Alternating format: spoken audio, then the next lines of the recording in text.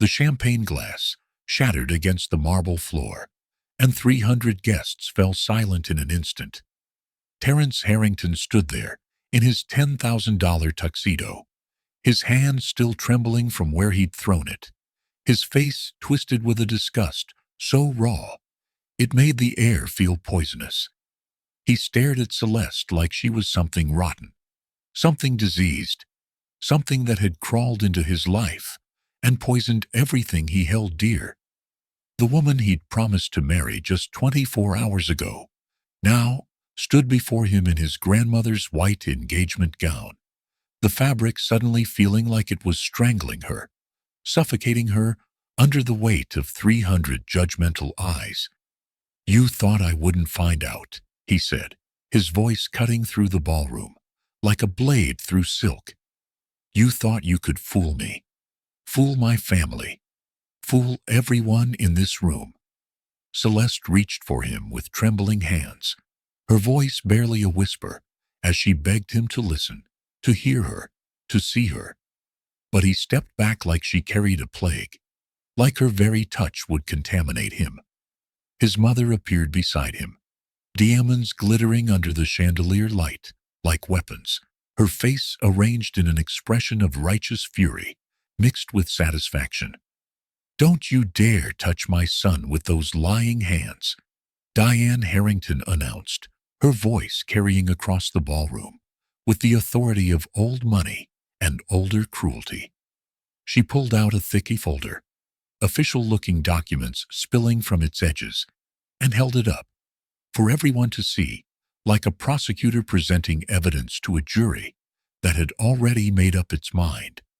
"This," she declared, her voice dripping with vindication, "is proof that this orphan girl has been stealing from my family for 6 months, forging checks, transferring money, playing the victim while robbing us blind, exploiting my son's grief and kindness for her own greedy purposes." The room erupted in gasps and whispers, the sound rippling through the crowd like a wave of collective shock and schadenfreude. Celeste's knees buckled, and she felt the floor tilting beneath her, as if the entire world had shifted on its axis. "That's not true," she cried out, her voice breaking on every syllable. "I never took anything. I never forged anything. I never." But her words dissolved into the chaos. "Security," Terrence commanded without even looking at her, his jaw set in stone, his eyes fixed on some point beyond her shoulder, as if he couldn't bear to acknowledge her existence. "Get her out of my sight," he said, and 2 men in black suits moved toward her like executioners. But how had this happened? How had a man who once kissed her tears away and whispered promises of forever now look at her like she was nothing more than trash to be discarded? How had the fairy tale she dared to believe in turned into a nightmare so complete, so devastating, that it threatened to destroy not just her future, but her very sense of self?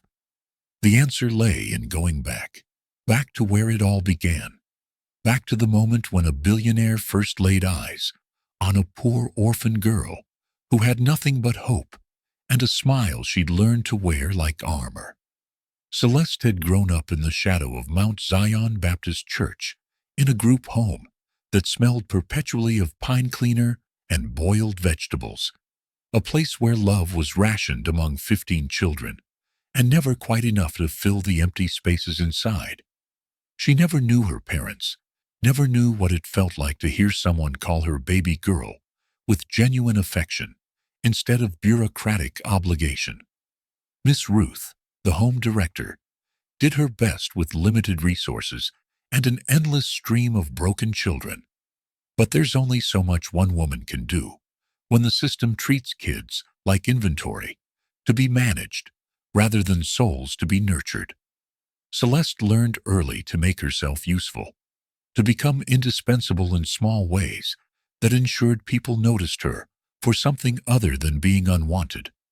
She learned to braid hair with quick, gentle fingers, to mend torn clothes with stitches so neat they were nearly invisible, to tutor the younger children in math and reading so they wouldn't fall behind in school like so many foster kids did.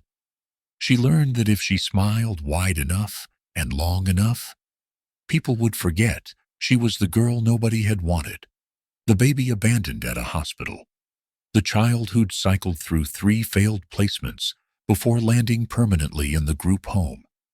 At 17, she aged out of the system with $300 in state assistance, a donated suitcase held together with duct tape, and a partial scholarship to community college that covered tuition, but nothing else. She took a job at Harrington Estate, the sprawling property owned by the wealthiest black family in 3 counties, a family whose name appeared on hospital wings and university buildings, whose annual charity galas made the society pages of newspapers from Atlanta to New York. They needed someone to help with events, someone to coordinate flower arrangements and manage caterers and polish the silver before galas that cost more than most people earned in a year. Celeste was grateful for the opportunity, always grateful, gratitude having become her default emotion after years of depending on other people's charity. The Harringtons barely noticed her at first. She was just another pair of hands, another pleasant smile that refilled water glasses and ensured the orchids were arranged perfectly and the champagne flowed without interruption. But Terrence noticed her, really noticed her, in a way that made her feel seen for the first time in her life. He was 28, brilliant and handsome, in that careless way that comes from never doubting your place in the world. Freshly returned from London, after closing a hotel acquisition deal that added $50 million to the family empire. He noticed her because she was the only person at his welcome home party who wasn't trying to impress him, wasn't angling for his attention or his money or his connections. "You didn't toast with everyone else," he said one evening, cornering her in the kitchen, where she'd been arranging desserts on platinum trays that probably cost more than her entire year's salary. "I'm working, Mr. Harrington," she replied without looking up, her hands steady despite her racing heart. "Terrence," he corrected with a smile that was genuinely warm. "And nobody works that hard without taking a breath, without being human." She looked at him then, really looked, and saw something unexpected in his eyes. Not the predatory interest she'd learned to recognize from other wealthy men, but genuine curiosity, authentic interest, as if he actually cared about who she was, beneath the uniform and the professional smile. "I take breaths," she said quietly, her voice steadier than she felt. "I just take them where people can't see, where it's safe to let the mask slip for a moment." Something in her honesty hooked him, grabbed hold of something in his chest, and wouldn't let go. He started finding reasons to visit the kitchen during events, to ask her opinion on wine pairings as if her preference mattered, to request her specifically for family gatherings and charity functions. His mother Diane noticed too, her sharp eyes missing nothing that happened in her domain, her voice taking on that particular brightness that wealthy women use when they're being polite about something that displeases them deeply. "She's lovely," Diane said one evening, her tone crystalline and dangerous. "So grateful for the opportunity we've given her, so fortunate to be working for a family like ours." It was the way she emphasized grateful and fortunate that should have warned Celeste, should have triggered every survival instinct she'd honed over years in the system. But Celeste was falling in that reckless, all-consuming way that orphans do when they finally find someone who seems to see them, really see them, as more than charity cases or burdens or responsibilities. Terrence took her to restaurants where waiters knew his name and his preferences, where the wine cost more per bottle than she used to spend on groceries for a month, where she felt simultaneously cherished and completely out of place. He introduced her to his friends from Yale and Harvard, to his world of private jets and vacation homes, and casual mentions of million-dollar deals. and if some of them looked at her with barely concealed skepticism, Terrence either didn't notice or didn't care. He told her about his father's death from a sudden heart attack 3 years earlier, about the crushing weight of carrying a legacy he hadn't been prepared to inherit, about feeling profoundly lonely in rooms full of people who wanted something from him. "You see me?" he whispered one night, holding her face like it was the most precious thing in the world. "Everyone else sees the money, the name, the expectations, but you see me, the actual person beneath all that."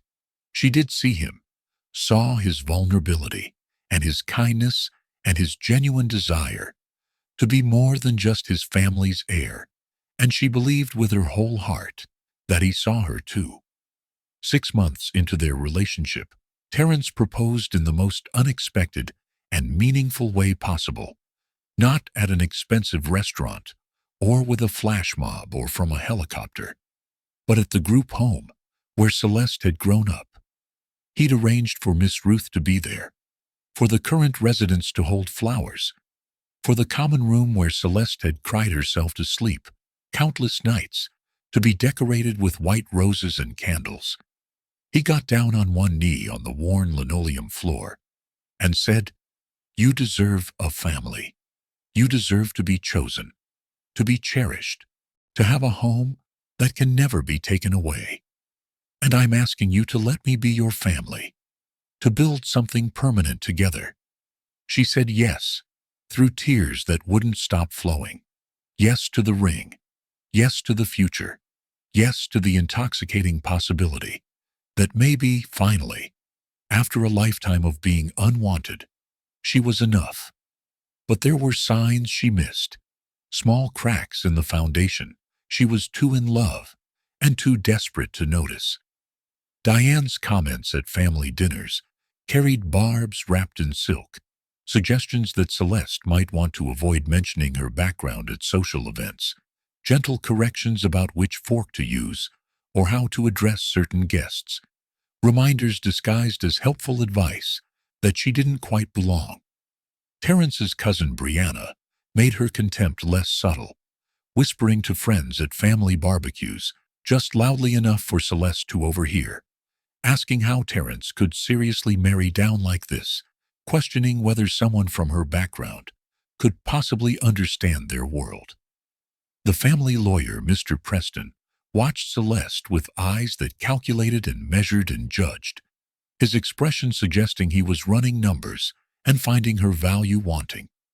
And then there was the prenuptial agreement, 40 pages of dense legal language that Preston presented with a bland smile, assuring her it was merely a formality, standard procedure, protection for both parties in the unlikely event of a split. "It's just paperwork," Terrence had said when she'd hesitated, his tone suggesting she was being silly for even thinking about it. "We love each other. We're going to be together forever. So what does it matter what some contract says?" She signed without reading carefully, without consulting a lawyer of her own, because she trusted him completely and believed that love didn't need protection from lawyers and contracts and contingency plans.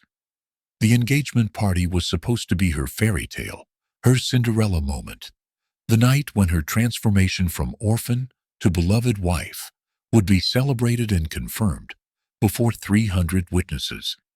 Instead, it became her public execution, her humiliation staged with theatrical precision for maximum impact and devastation. 2 weeks before the party, the first crack appeared in the foundation of her new life. Celeste had been organizing her small apartment, packing to move into Terrence's penthouse, when she found a bank statement that wasn't hers slipped under her door without explanation or envelope. Her name was on it. Her signature at the bottom looked authentic enough, but the account showed withdrawals she'd never authorized. 20,000 here, 30,000 there. Money flowing to offshore accounts she'd never heard of to destinations she couldn't pronounce. Her hands shook as she dialed Terrence with mounting panic, her voice high and tight, as she tried to explain that someone was using her identity, that this had to be fraud, or a mistake, or some terrible error. "I'll handle it," he'd said, his tone clipped and distracted. "Probably just identity theft. Happens all the time. I'll have my lawyers look into it. Don't worry about it." She wanted desperately to believe him, to trust that his wealth and connections would solve this problem as easily as they solved every other obstacle in his life. But that night, when she tried to access her own small savings account, the one she'd built painstakingly from years of side jobs and careful budgeting, she found it frozen, flagged for suspicious activity, inaccessible without documentation, and lawyers she couldn't afford. The second betrayal came days later at Sunday dinner, a Harrington family tradition, as sacred and inevitable as church on Easter, where Diane and her sister Lorraine, and Terrence's younger brother Calvin, and cousin Brianna gathered to eat expensive food and discuss family business. Celeste arrived early to help set the table, to make herself useful, as she'd always done, to prove she could belong in this world of inherited silver and antique china. She found them in the study with the door slightly ajar, their voices floating into the hallway where she'd frozen, her hand halfway to the doorknob. "Can't believe you're still going through with it," Lorraine was saying, her tone dripping with disapproval. "That girl has no pedigree, no connections, no family money, nothing that makes her suitable for this family." "She makes him happy," Diane replied. But her tone was strange, rehearsed, like an actress delivering lines she'd practiced but didn't believe. "For now," Brianna interjected, her voice sharp with calculation. "But what if she gets pregnant? What if she starts making demands? What if she tries to claim more than the prenup allows?" The silence that followed felt heavy, dangerous, loaded with implications Celeste's mind raced to interpret. Then Diane spoke again, her voice dropping into a register of cold determination that made Celeste's blood freeze. "She won't. I'm making sure of it. The prenup is just the beginning. We need to be strategic about removing her before she gets too comfortable, before she births an heir and gains real leverage." "You're really going to destroy her?" Calvin asked, his voice uncomfortable, but not quite objecting, not quite defending Celeste either. "I'm protecting my son," Diane replied, her words sharp as broken glass. "That girl is a parasite who saw wealth and latched on. And if we don't cut her off now, she'll bleed us dry like that woman who tried to trap Charles before he died." Celeste stumbled backward, her heel catching the antique rug, a decorative vase, wobbling dangerously on its pedestal. The study door swung fully open, and they all turned to stare at her, with varying expressions of surprise and calculation, and something that looked almost like pity. For a moment that stretched into eternity, no one spoke, the air thick with tension and unspoken threats. Then Diane smiled, warm and maternal, as if the previous conversation had never happened, as if Celeste hadn't just heard them plotting her destruction.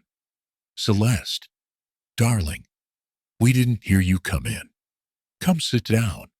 Dinner's almost ready, and we have so much to discuss about the engagement party." Celeste wanted to run, to scream, to demand answers and explanations and accountability. But where could she run to with no family, no savings, no resources except what the Harringtons had given her? So she sat through dinner, forcing food past the lump in her throat, smiling mechanically while her mind replayed what she'd heard, while she tried to figure out what to do with this terrible knowledge. She tried to talk to Terrence afterward in the privacy of his car, tried to tell him what she'd heard, what his mother was planning. "Your mother said some things," she began carefully, "and I think she's trying to sabotage us, trying to break us apart." "What things?" he asked, without looking away from his phone, his attention divided, his interest minimal. that she's trying to stop our wedding, that she doesn't think I'm good enough, that she wants to get rid of me before we're married." He sighed with obvious irritation, the sound conveying his exhaustion with what he clearly considered her paranoia and insecurity. "Celeste, my mother loves you. She's just protective because she was burned before. You know the story about my father's first wife, who tried to take advantage of him." "This isn't about your father," Celeste insisted, her voice rising despite her efforts to stay calm. "This is about me, about us, about your family actively plotting against me. Please just listen." He finally looked at her then, but his eyes were tired and annoyed rather than concerned, his expression suggesting she was the problem. "You're being paranoid," he said with finality. "Wedding planning is stressful. I understand that. But don't start creating problems where there aren't any. Don't let stress make you imagine conspiracies that don't exist." That was when the terrible realization crystallized in her mind with devastating clarity. He would always choose them. When push came to shove, when forced to pick between her and his family, he would side with blood and money and legacy over the orphan girl he claimed to love.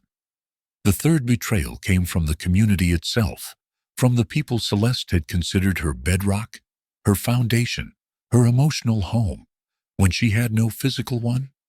She'd attended Mount Zion Baptist Church since childhood, had been baptized there by Pastor Lonnie, had been fed by the church mothers when the group home's food budget ran short, had found whatever sense of belonging her fractured childhood allowed.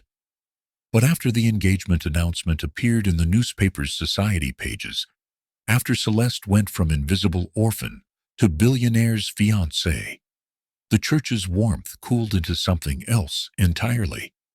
Women who'd hugged her every Sunday now looked past her with tight smiles that never reached their eyes. "Girl, you sure moved up fast," one of them said, the words technically complimentary, but dripping with insinuation and suspicion. Sister Joan, who'd always been genuinely kind, pulled Celeste aside after service, with worry creasing her face into deep lines. "Baby, be careful," she whispered urgently. "Folks are talking, saying you got pregnant to trap him, saying you're a gold digger who manipulated a grieving man, saying you're not really in love, but just after the money." "That's not true," Celeste protested, her voice shaking with hurt and disbelief. "I love him. I would never do that. How can people say such horrible things without even knowing me?" "I know, baby. I believe you," Sister Jean said, squeezing her hand. "But truth doesn't matter when people have made up their minds, when they want to believe the worst, because it makes a better story, because it confirms what they already thought about girls like you." Even Pastor Lonnie, when Celeste requested a private meeting, hoping for guidance and reassurance, seemed distant and uncomfortable, his usual warmth replaced by cautious formality. "I'm praying for you, Celeste," he said carefully, "but you're walking in a world I don't understand, a world where money changes people and distorts values and creates temptations that test the strongest faith. Just don't lose yourself in all that wealth. Don't forget where you came from." It felt less like pastoral care and more like a warning, less like support and more like a preemptive distancing, as if he was already preparing to say he'd warned her when everything inevitably fell apart. By the time the engagement party arrived, Celeste felt like a shell of herself, hollowed out by accumulating betrayals and suspicions and the growing certainty that something terrible was coming, even if she couldn't predict its exact shape. She'd tried to talk to Terrence 3 more times about her concerns, about the bank statements and his mother's hostility, and the feeling that she was being set up for something devastating. Each time, he'd shut her down with increasing impatience, telling her she was stressed, she was imagining things, she was being paranoid and irrational and exhausting. "Do you want to marry me or not?" he'd finally demanded, his frustration boiling over into anger. Because if you're going to keep creating drama and seeing conspiracies everywhere, maybe we need to reconsider this whole thing. So she swallowed her fears, put on the white gown his grandmother had worn, smiled for photographers who would later sell her humiliation photos to tabloids, and walked into that ballroom like she was walking toward her own execution, without knowing she was already dead.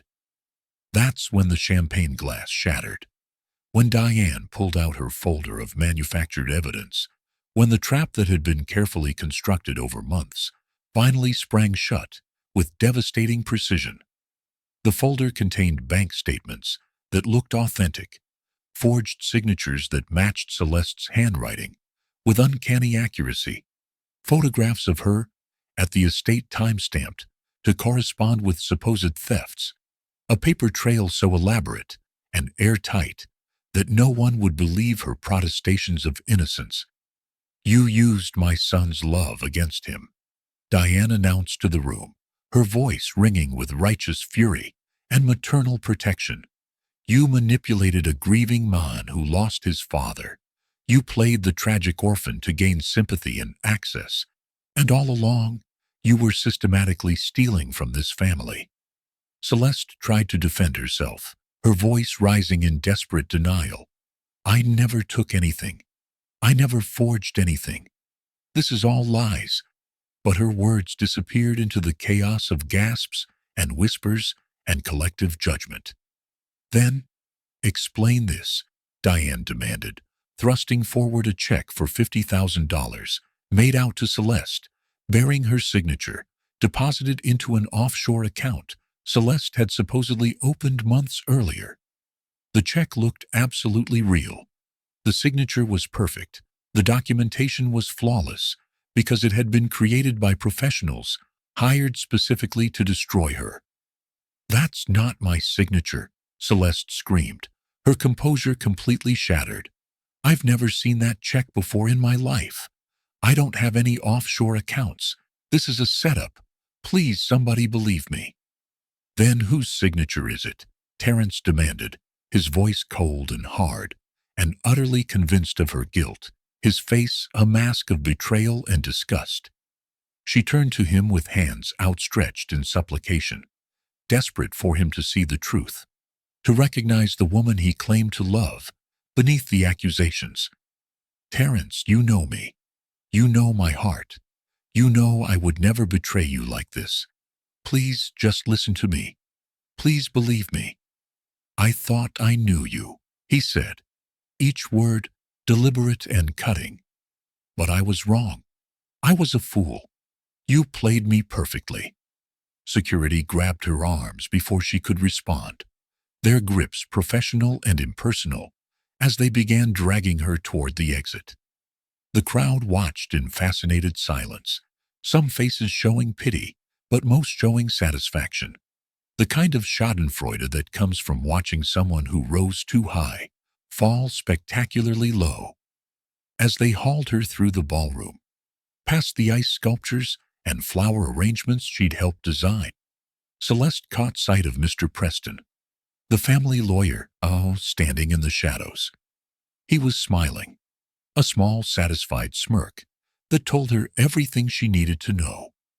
This had been planned from the beginning, coordinated and executed with legal precision, designed to destroy her so completely that she'd never recover. He made one mistake that changed everything, though at that moment, Celeste had no idea what that mistake was or how it would eventually save her. 3 days after the engagement party, Celeste sat in a motel room that smelled of mildew and decades of transient misery. Her phone disconnected, her apartment locks changed, her entire life reduced to one duffel bag and $43 in crumpled bills. The Harringtons' lawyers had filed a restraining order, accusing her of harassment and attempted extortion, painting her as a dangerous obsessive who posed a threat to the family. Every door she knocked on slammed in her face with brutal finality. The police dismissed her fraud complaints as a civil matter requiring lawyers she couldn't afford. Her former co-workers at the estate refused her calls, probably threatened with termination if they spoke to her. Even Miss Ruth, when Celeste showed up at the group home, desperate and sobbing, looked at her with sad, disappointed eyes that cut deeper than any accusation. "Baby, I want to believe you," Miss Ruth said carefully. "But the news is saying such terrible things, showing evidence that looks real. And I have to think about the other children here, about what it means to be associated with someone accused of such serious crimes." The news outlets had indeed picked up the story with gleeful cruelty, running headlines about the orphan gold digger and the billionaire's narrow escape, using Celeste's history as evidence of her cunning and desperation. For 2 weeks, Celeste lived on gas station food and bottled water in pure desperation, sleeping in her car when the motel money ran out, showering at truck stops, trying to figure out how to prove her innocence when the entire system was rigged against her. She was about to give up entirely, about to disappear into the kind of invisibility that swallows vulnerable people whole, when her disconnected phone received a text to come from an unknown number through the motel's Wi-Fi. "Mrs. Celeste, I need to meet you tonight. I have something you need to see. Please come to the closed grocery store on 5th. I'll be waiting in the parking lot." This is about the Harringtons. They met under flickering streetlights that cast everything in sickly yellow. And the young woman who approached Celeste's car looked terrified, her hands shaking so badly she could barely hold the USB drive she was offering. "My name is Shauna," she said, her voice barely above a whisper. "I used to work in accounting at the Harrington estate, and I could lose everything for this, my job, my reputation, maybe even my freedom. But I can't sleep anymore. I can't live with what they did to you." "What's on this drive?" Celeste asked, afraid to hope, afraid to believe this might be the miracle she desperately needed. "Proof," Shauna replied, her eyes wet with unshed tears. "Proof that Mr. Preston and Mrs. Harrington have been planning your destruction for months, since the day Terrence proposed to you. They knew you'd never sign a postnuptial agreement after marriage, so they needed you gone before the wedding, needed you destroyed so completely that you'd never have credibility to challenge them." The USB drive contained audio recordings, emails between Diane and Preston, discussing the fabrication of evidence, communications with Leonard Voss, a professional forger who specialized in identity fraud and had been arrested twice before for similar schemes.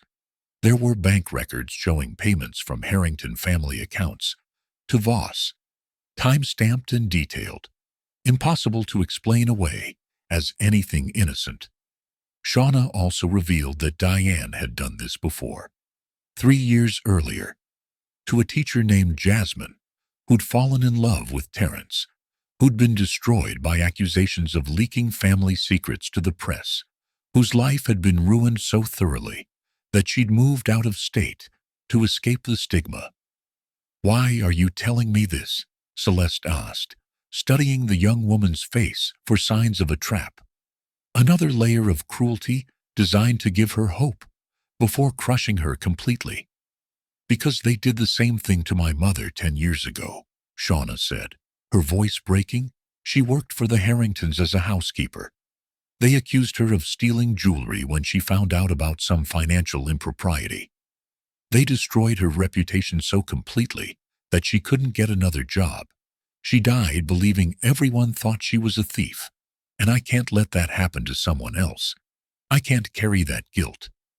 The USB drive also contained information about a board meeting scheduled in 4 days, where all the family investors and lawyers would gather at the estate to discuss quarterly finances and long-term strategy. "If you can get in," Shauna said urgently, pressing a service entrance keycard into Celeste's palm. "If you can show them the truth in front of witnesses they respect, people who care about liability and legal exposure, you might have a chance. It's the only chance you'll get. For the next 4 days, Celeste planned with a focus born of desperation and righteous fury. She studied the estate's security patterns from a distance, consulted with a friend of a friend who knew how to enhance audio files and clean up video footage to make it admissible as evidence. She ate almost nothing, slept maybe 2 hours a night, but she built a case that was airtight and damning and impossible to dismiss as the ravings of a scorned woman. On the day of the board meeting, Celeste wore her one remaining professional outfit, a simple black dress that made her look serious and credible, rather than vindictive or unstable. The service entrance keycard worked with a soft click that sounded impossibly loud in the empty hallway, and her heart pounded so violently she thought it might shatter her ribs as she climbed the back stairs to the second-floor conference room where fortunes were decided and legacies were shaped. She could hear voices through the heavy oak doors, Terrence's voice among them, confident and authoritative as he discussed hotel expansion plans. She pushed the doors open, and 20 faces turned toward her, with expressions ranging from shock to fury to confusion. And Terrence went absolutely white, his mouth opening and closing without sound. "Security!" Diane shrieked, lunging to her feet. But Mr. Langston, an older board member known for his ethical standards, raised his hand in a gesture that commanded silence and respect. "Let her speak," he said calmly. "If she's really a criminal as you claim, let her incriminate herself. What harm can 2 minutes do to us?" Celeste walked to the front of the room, on legs that threatened to collapse, plugged the USB drive into the presentation screen with hands that shook despite her best efforts at composure, and began speaking in a voice that grew steadier with each word. "For the past 6 months, I have been accused of stealing from this family, of forging checks and manipulating Terrence for financial gain. Everything you've heard about me is a carefully constructed lie, and I have proof of that right here." The first video file showed security footage from Preston's office, time-stamped 3 months prior, showing Preston and Leonard Voss laughing as they practiced forging Celeste's signature, as they created the fake bank accounts and false paper trail that would destroy her. The room erupted in shocked murmurs, board members leaning forward to study the screen, Diane's face draining of color as she realized what was happening. The next file was even more damning. Audio of Diane's voice, crystal clear and unmistakable, discussing the fabrication with cold calculation. "We need it to look airtight," Diane's recorded voice said. "I want bank records, transactions, photographs. Everything needs to be perfect. I want documentation that would stand up in court. If necessary, make it look like she's been siphoning money since day one. Make it look systematic and deliberate." Preston's voice responded, "It'll cost extra to make it that thorough. This level of fabrication requires serious expertise." "I don't care what it costs," Diane replied, her voice hard as diamonds. "I want that girl gone. I want her destroyed so completely that she never dares to come near my son again." The conference room had gone absolutely silent, except for the audio playing, every board member frozen in shock. Calvin staring at his mother with horror and disbelief. Brianna edging toward the exit, as if planning to flee before the full extent of the conspiracy became clear. "There's more," Celeste said quietly, pulling up emails that showed months of coordination between Diane and Preston, discussions of timing and strategy, debates about whether to involve law enforcement or simply destroy Celeste's reputation so thoroughly that criminal charges would be unnecessary. One email made several board members gasp audibly. Diane's words displayed in stark black text. "If we execute this correctly, no one will hire her again. She'll be blacklisted from every decent job. She'll end up back in the foster system where she belongs." back in the poverty she tried to escape by latching onto my son. Terrence stood frozen, his face cycling through emotions too complex and contradictory to name, staring at the screen as if he couldn't reconcile these damning words with the mother he thought he knew. "Mom," he said, his voice cracking with anguish and betrayal.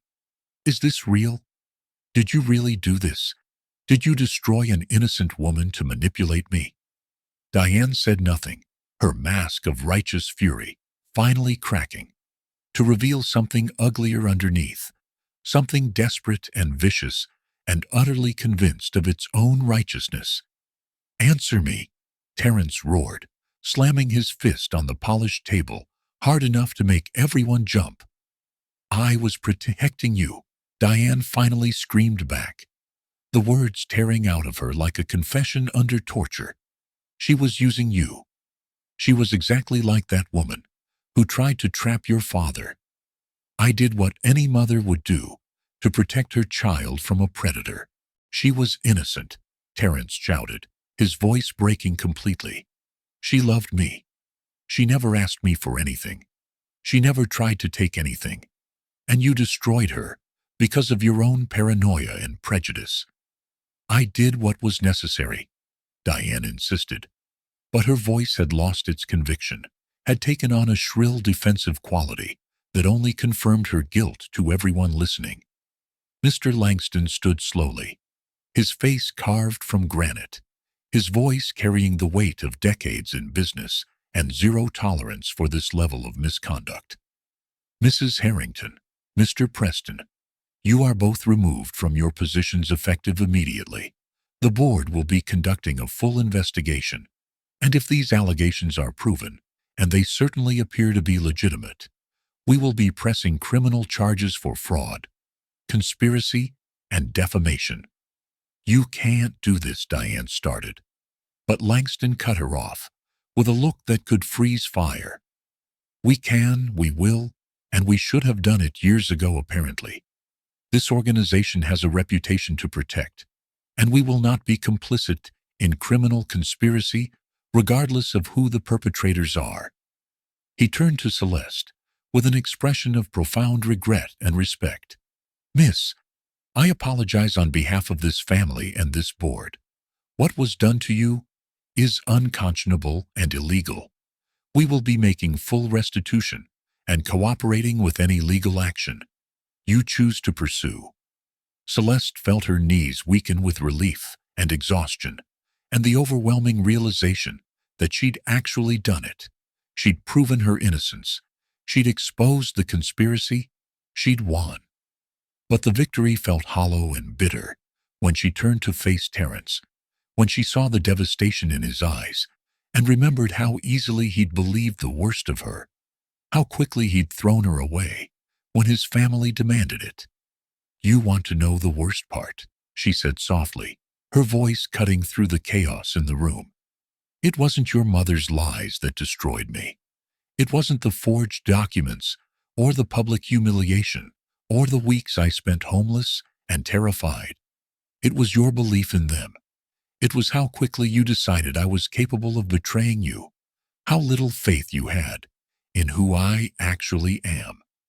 Terrence flinched as if she'd struck him, tears streaming down his face unchecked.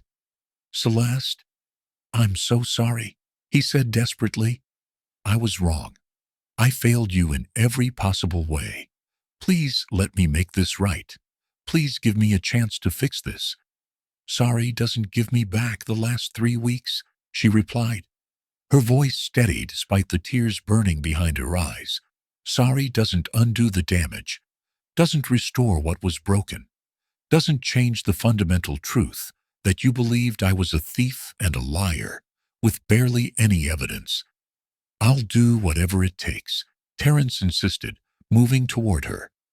"I'll spend the rest of my life making this up to you, if you'll let me."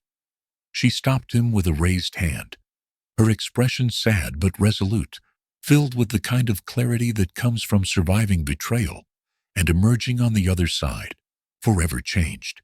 "You can't fix this, Terrence," she said quietly. Because the problem isn't what your mother did, as terrible as that was. The problem is that you believed I was capable of doing it in the first place. You believed I could look you in the eye and lie to you, steal from you, manipulate your grief and loneliness for money. And that belief reveals something fundamental about how you saw me all along. She walked toward the door, and the room seemed to hold its collective breath, watching this moment of reckoning play out. Behind her, chaos was already erupting as board members demanded explanations, as security was called to escort Diane and Preston from the premises, as the carefully constructed facade of the Harrington family began its spectacular collapse. But Celeste didn't look back, didn't watch the destruction she'd caused, didn't stay to witness the karma that was already beginning to unfold with brutal efficiency. She walked out of that conference room with her head high, carrying nothing but a USB drive and the profound knowledge that she had proven her worth to the only person who truly mattered, herself. The fallout was swift and merciless, spreading through Atlanta's elite social circles like wildfire consuming dry brush. Within 48 hours, Diane Harrington was removed from all family business operations, her access to company funds frozen pending a criminal investigation that would eventually result in fraud charges. Mr. Preston lost his law license after the state bar filed ethics violations, his career destroyed as thoroughly as he'd tried to destroy Celeste's life. Leonard Voss, the professional forger, was arrested in a cheap hotel room with 6 fake IDs and $50,000 in cash, and under threat of serious prison time. He provided detailed testimony about the conspiracy. The news outlets that had vilified Celeste 3 weeks earlier now called her brave and resilient, running sympathetic stories about the orphan girl who took down a corrupt billionaire family. Though Celeste hated those stories almost as much as she'd hated the original accusations, because they reduced her trauma to entertainment. The Harrington family attempted damage control, hiring crisis management firms and issuing carefully worded statements, but the evidence was too damning, the audio recordings too clear, the paper trail too extensive to explain away. Mr. Langston personally delivered a check to Celeste for $2 million in restitution, money the board had authorized to compensate her for the damage to her reputation and the trauma she'd endured. She stared at that check for a week before cashing it, not because she didn't need the money desperately, but because accepting it felt like agreeing that money could somehow compensate for betrayal, that a dollar amount could be assigned to the destruction of trust and the theft of her dreams. Eventually, practicality and survival instinct won out over principle, and she cashed the check because she needed to rebuild her life, and that required resources she didn't have. She hired a real lawyer, a fierce woman named Patricia, who specialized in defamation cases and who promised to make the Harringtons pay for every moment of suffering they'd caused. She paid off debts she'd accumulated during her weeks of homelessness, secured an apartment that didn't smell like despair and broken dreams, bought clothes that fit properly, and food that wasn't from gas stations. She donated $100,000 to the group home where she grew up. And Miss Ruth cried when she received the check, embracing Celeste and apologizing for doubting her, for believing the lies, for abandoning her when she most needed support. "I'm sorry I doubted you, baby," Miss Ruth whispered, her voice thick with regret. "I should have known better, should have trusted what I knew about your character instead of what the television told me." Celeste hugged her back and forgave her because holding grudges required energy she needed for healing. But she also recognized that something fundamental had shifted, that she could no longer depend on that church community the way she once had. That trust once broken doesn't return to its original shape even when forgiven. She stopped attending Mount Zion regularly, not out of bitterness exactly, but out of the painful recognition that those relationships had been conditional all along, dependent on her remaining in the role of grateful recipient rather than equal participant. Terrence tried to see her 17 times over the following months, sending flowers that filled her apartment with their cloying sweetness, writing letters that stretched into pages of anguished apologies and self-recrimination, leaving voicemails that progressed from begging to acceptance to resignation. One letter particularly gutted her, with its raw honesty. "I know I don't deserve forgiveness. I know I failed you, in the most fundamental way possible. I know that sorry is just a word that can't undo the damage I caused. But I need you to know that I'm living with this every day, that I see your face in my dreams and wake up remembering how I threw you away like you were nothing, how I chose my family's lies over your truth, how I destroyed the best thing that ever happened to me because I was too weak and too blind to see what was right in front of me."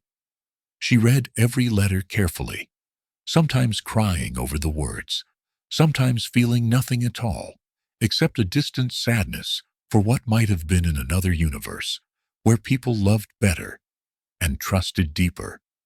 On the 18th attempt, Terrence showed up at her new apartment unannounced, and she opened the door because she was tired of running, tired of hiding, ready to face him one final time and close this chapter permanently.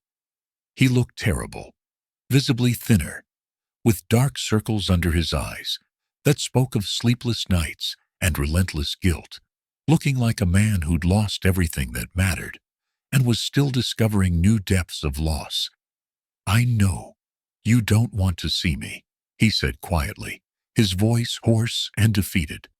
"But I needed to tell you in person that I'm leaving, walking away from the company and the family, and everything that made me complicit in what happened to you."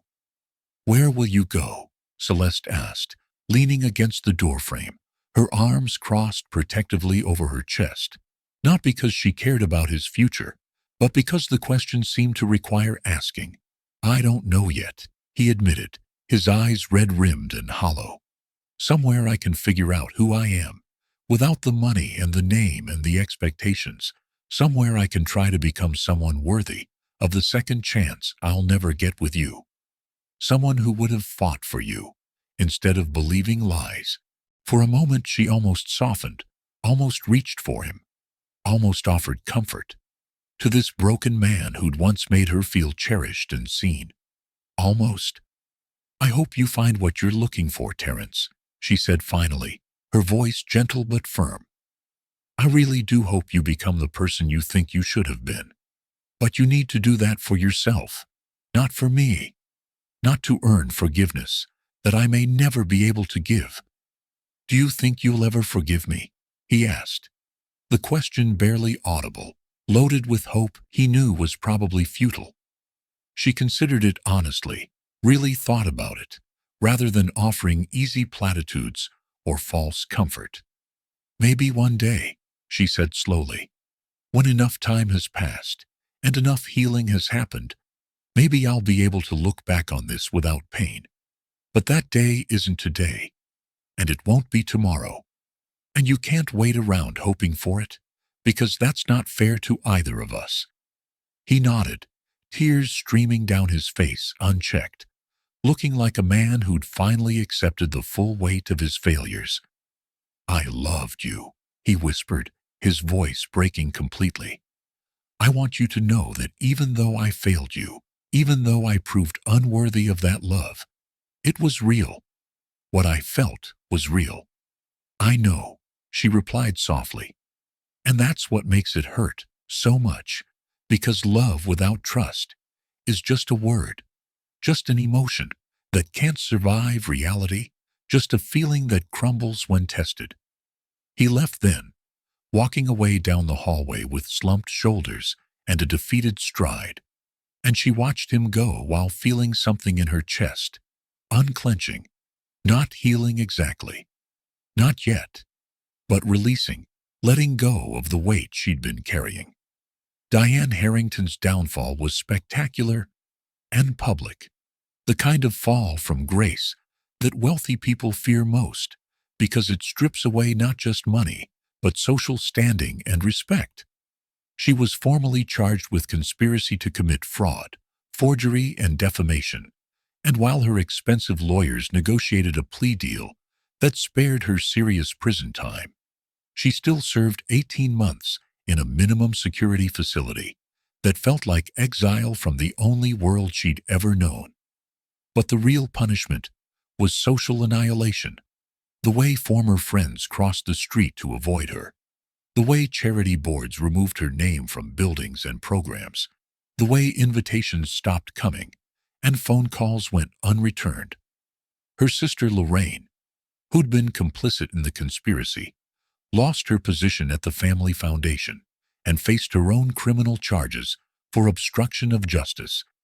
Brianna, the contemptuous cousin who'd mocked Celeste's background, moved to Atlanta and changed her last name in a desperate attempt to escape the scandal's shadow.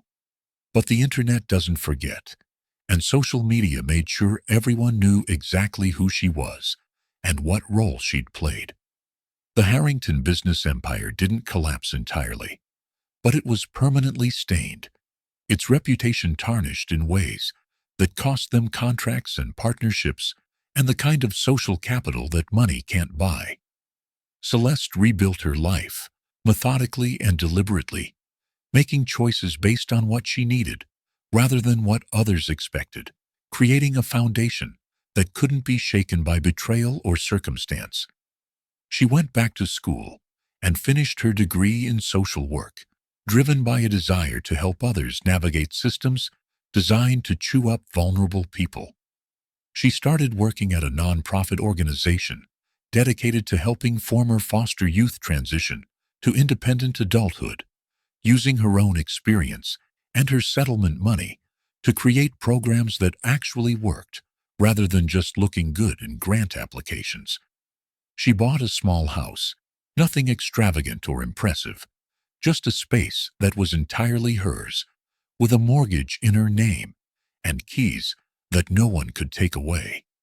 She planted a garden in the backyard, tomatoes and basil and bright yellow sunflowers that turned their faces toward the sun, and she found unexpected peace in the simple act of nurturing something and watching it grow. She learned through therapy and time and hard-won wisdom that peace doesn't come from revenge or vindication, that destroying your enemies doesn't actually heal the wounds they inflicted, that real recovery comes from knowing your worth isn't determined by who believes you or who betrays you.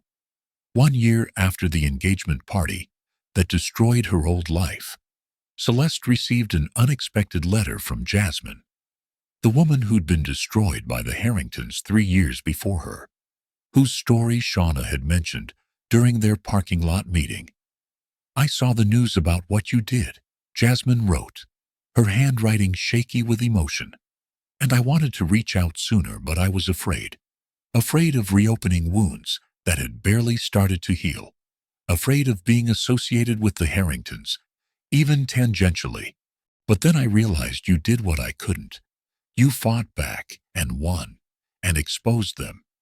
And maybe we could help each other heal." They met for coffee at a small cafe far from the wealthy neighborhoods where the Harringtons held court, two women who'd survived the same machine, who understood each other's trauma without needing lengthy explanations. "Do you hate him?" Jasmine asked over lukewarm coffee, her eyes searching Celeste's face for answers she was still seeking herself. "No," Celeste said, after considering the question carefully. "I hate what he did, hate how he failed me, hate the weakness that made him choose comfort over truth. But I don't hate him as a person, because hate requires caring, and I've worked hard to stop caring." "Do you miss him?" Jasmine pressed, and Celeste could tell this question was really about Jasmine's own unresolved feelings about her lost relationship.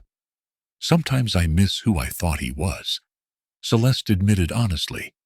"I miss the man who proposed in my group home and made me believe I was worthy of love. But that man never really existed outside my imagination. He was a character Terrence played when it was easy and convenient. And the real Terrence is the one who threw me away, without a second thought. They became friends, real friends, the kind forged in shared trauma and mutual understanding. Two survivors who could speak honestly about their pain without judgment or platitudes.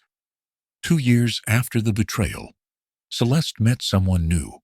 Though she approached the relationship with caution and careful boundaries that her therapist applauded.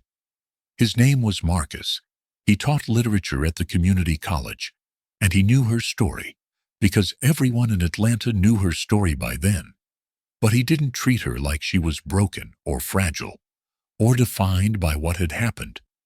He made her laugh with terrible puns and thoughtful observations about books and students. And when he said he loved her, she believed him not because his words were prettier than Terrence's had been, but because he'd spent months earning her trust through consistent actions and patient understanding. He didn't rush her toward commitment or pressure her to get over her past faster, didn't treat her caution as an insult or her boundaries as obstacles to overcome, just steadily showed up and proved himself reliable day after ordinary day. When he proposed 2 years into their relationship, he did it simply and quietly, in her garden among the sunflowers. No grand gestures or expensive productions, just a heartfelt question and a promise to build something real together. She said yes, not because she needed saving or validation or a fairy tale ending, but because she wanted partnership with someone who'd proven himself worthy of her trust. Their wedding was small and intimate, just the people who genuinely supported her through the darkness, held in her garden, on a perfect autumn day, when the light turned everything golden. Miss Ruth was there, and Shauna, who'd risked everything to give Celeste the evidence she needed, and Jasmine, who understood in ways others couldn't, and Patricia, the fierce lawyer who'd fought for her, and a handful of others who'd earned their places through loyalty and love. Standing in that garden surrounded by people who'd chosen her, Celeste realized something profound that brought tears to her eyes. She'd spent so much of her life trying to prove she was worthy of love, trying to earn belonging, trying to be enough for people who would never see her value. And all that striving had been based on a fundamental lie. She'd always been worthy, always been enough, always been deserving of love and respect and gentle treatment. And it was the world that had failed to recognize it, not her, that had failed to earn it. The years continued to pass, bringing healing that came in waves rather than linear progression. Good days and hard days, and days where she barely thought about what had happened at all. Celeste's nonprofit grew beyond what she'd imagined, helping hundreds of former foster youth find housing and education, and the kind of support she desperately needed at 18. She wrote a book about her experience, not for fame or revenge, but because someone else needed to know they could survive what she'd survived. That betrayal doesn't have to define you, that it's possible to rebuild after everything burns down. The book became a bestseller, and she donated most of the proceeds to organizations serving foster youth and domestic violence survivors and others navigating systems designed to break them. People constantly asked her whether she regretted meeting Terrence, whether she wished she could erase that chapter of her life, whether the pain had been worth whatever lessons she'd learned. Her answer never changed. No, I don't regret it, because the pain taught me something money never could, something I needed to learn, even though the lesson nearly destroyed me. What's that? They'd ask, leaning forward eagerly, hungry for wisdom that might spare them similar pain. That respect and love and loyalty are worth infinitely more than riches, that the people who try to destroy you are often destroying themselves in the process. That survival isn't just about enduring trauma, but about choosing who you become afterward, about refusing to let cruelty make you cruel. or betrayal make you bitter? She'd learned that betrayal reveals character, not just the character of the betrayer, which is often weak and fearful and small, but more importantly, the character of the survivee, the strength you didn't know you possessed until circumstances demanded you find it.